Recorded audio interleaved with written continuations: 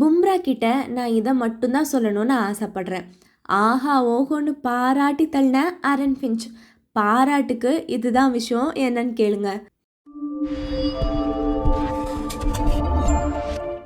Border Gavaskar test cricket சீரீஸில் India versus ஆஸ்திரேலியான்னு தான் match போயிட்டுருக்கு. இதில் ஃபஸ்ட்டு மேட்ச்சில் இந்தியன் டீம் ஜெயிச்சிட்டாலும் அடுத்த மேட்ச்சில் இந்தியன் டீம் தோத்துட்டாங்க. பிரிஸ்பேனில் நடந்த 3வது மேட்ச்சில் மழை வந்ததுனால அந்த மேட்சை ட்ரா பண்ணிட்டாங்க. இந்த சீரீஸில் இந்தியன் டீமோட ஒரு ரொம்ப பெரிய ஹோப்பே பும்ரா தான். இது வரைக்கும் நடந்த 3 டெஸ்ட் மேட்சை வச்சு பார்க்கும்போது பும்ரா 21 விக்கெட் எடுத்து அதிக விக்கெட் எடுத்த பவுலராக இருக்கார்.